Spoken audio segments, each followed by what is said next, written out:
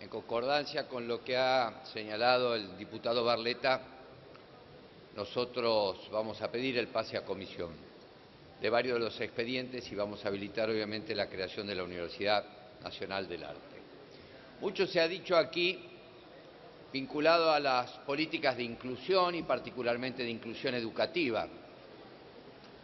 Nuestro sistema educativo está vertebrado básicamente en aquella ley que le dio fundamento a la educación argentina, que fue la Ley 1420, y ya en el siglo pasado, aquel gran movimiento que nació en Córdoba, la reforma universitaria, y que el presidente Hipólito Yrigoyen supo hacer suyo, terminando, como decía el manifiesto, eliminar con la última cadena que ataba al yugo monástico y monárquico la educación superior.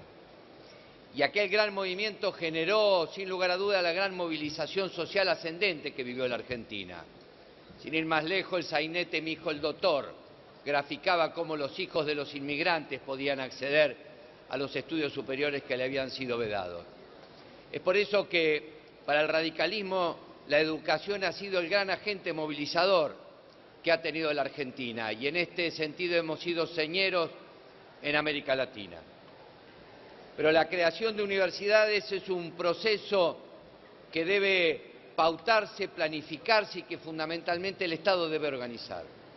Porque la universidad no solamente transfiere conocimiento, sino que debe crear conocimiento. Y es ahí donde la investigación juega un rol preponderante y fundamental. Y la Argentina y sus universidades investigan poco.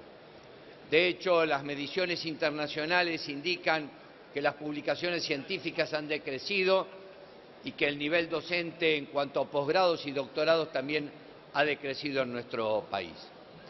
Sin ir más lejos, las últimas mediciones ubican a la Argentina en el 10º lugar de las universidades latinoamericanas, superadas por Colombia, por Chile, por Brasil, y el deterioro de la calidad educativa de la educación superior es notoria y palpable.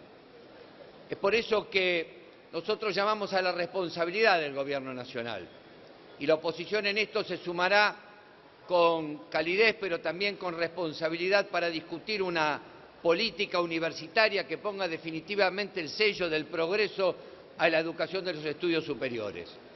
No creando universidades al tuntún para resolver circunstancias de momento o demandas naturales y lógicas de las localidades, es que vamos a resolver la crisis de la educación y particularmente de la educación superior en la Argentina. El partido de gobierno deberá hacerse cargo también de sus responsabilidades, porque este mismo partido en la década pasada creó 21 universidades privadas. El partido de gobierno también en la década pasada continuó el proyecto del Banco Mundial que la dictadura había puesto en marcha, transfiriendo a las provincias para deshacerse de la carga presupuestaria de la educación media, que ya había sido parcialmente transferido en la instancia de la educación privada. Y permítaseme señalar, señora presidenta, que en algunos aspectos nosotros estamos preocupados no solamente por el deterioro de la educación, sino también por algunas sospechas de corrupción que enturbian lo que deberían ser la transparencia de los estudios superiores. El vicepresidente de la Nación, que acumula varios procesamientos, entre otros deberá rendir cuenta de los 10 millones de pesos que pagó a la Universidad Nacional de San Martín para pagar asesoramiento en materia de prensa y de comunicación. El rector de la Universidad Nacional de Río Negro acumula en el haber de los nombramientos de la planta de esa joven universidad a más de 25 parientes, entre otros su esposa y sus hijos, razón por la cual permitan también señalar que no tenemos tan claro cuál es el sentido final que el oficialismo quiere darle a la creación de las nuevas universidades. Pero si de equidad e igualdad se habla, ¿por qué no traemos a este recinto la creación del boleto universitario? Largamente demandado y solicitado por el movimiento estudiantil argentino, y en donde, sin lugar a dudas, estaríamos haciendo un aporte para equilibrar y nivelar en un grado de equidad supino las posibilidades de que los jóvenes con menores recursos pudieran trasladarse a las universidades. Por último, señora presidenta, creo que las conductas hablan más que los discursos y los proyectos, y en este sentido este gobierno no ha merecido las mejores conductas.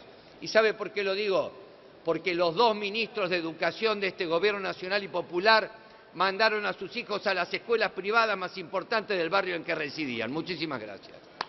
Gracias, diputado.